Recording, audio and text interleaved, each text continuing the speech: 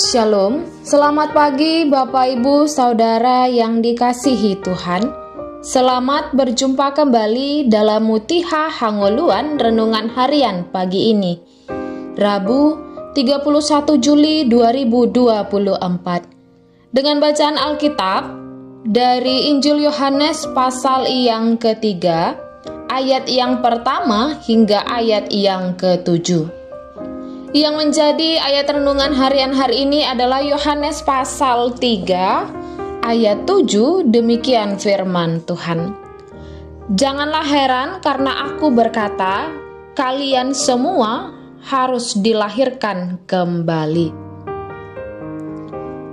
Lahir baru. Seringkali kita terjebak dengan pandangan sempit seperti Nikodemus. Melakukan perbuatan baik, ikut melayani di gereja, memberi persepuluhan, sudah dibaptis, dan berbagai tanda keagamaan Kristen lainnya kita lakukan, tetapi hal tersebut tidak menjamin diri pasti selamat.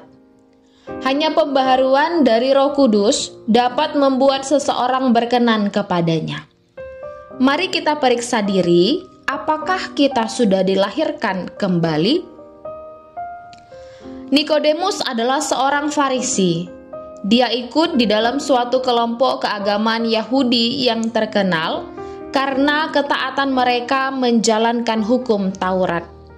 Dengan demikian, pengetahuan dan kesalehan Nikodemus tidak perlu diragukan. Nikodemus datang kepada Yesus karena tertarik pada Yesus dan menghormati Dia. Yesus berkata kepada Nikodemus supaya ia perlu dilahirkan kembali agar mendapat bagian dalam kerajaan Allah. Ini menarik karena Yesus menjelaskan hal itu kepada Nikodemus yang memiliki latar belakang agama Yahudi yang demikian kental. Yesus kemudian menjelaskan bahwa orang baru dapat masuk ke dalam kerajaan Allah kalau dilahirkan dari air dan roh. Ayat ini menjelaskan bahwa air adalah tanda pentahiran, sedangkan roh diberikan untuk memberikan pembaharuan. Ini menegaskan bahwa dosa telah membuat semua orang tidak masuk ke dalam kemuliaan Tuhan, kecuali bila dibaharui roh. Jawaban-jawaban Nikodemus menunjukkan bahwa ia tidak mengerti sama sekali apa yang dibicarakan oleh Yesus, walaupun ia adalah ahli kitab suci. Ternyata orang dengan pengetahuan agama dan kesalehan yang kuat seperti Nikodemus belum tentu mengerti dan mengalami kelahiran baru. Padahal orang harus dilahirkan kembali agar menikmati dan mengalami kehidupan yang bersifat surgawi. Bagaimana orang dapat dilahirkan kembali?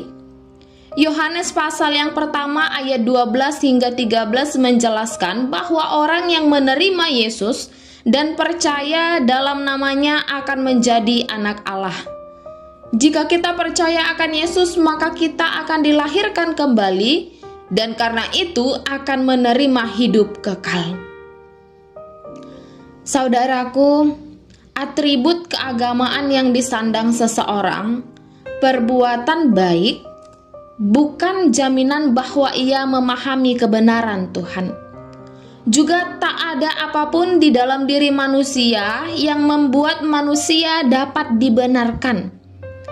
Tetapi kita harus dilahirkan kembali, yaitu hanya melalui Yesus Kristus. Sebab keselamatan dan kehidupan hanya ada di dalam Yesus. Bukan sekadar persembahan, pelayanan, dan berbagai tanda keagamaan, tetapi diperlukan pembaharuan dari Roh Kudus supaya kita berkenan kepadanya. Kita berdoa. Ya Tuhan, bukalah hati kami agar kami beriman hanya kepada Yesus Kristus, sehingga kami memperoleh kehidupan yang kekal. Amin. Renungan harian hari ini ditulis oleh Pendeta Epi Dosniroha Sihombing STH. Demikianlah renungan harian hari ini. Selamat beraktivitas.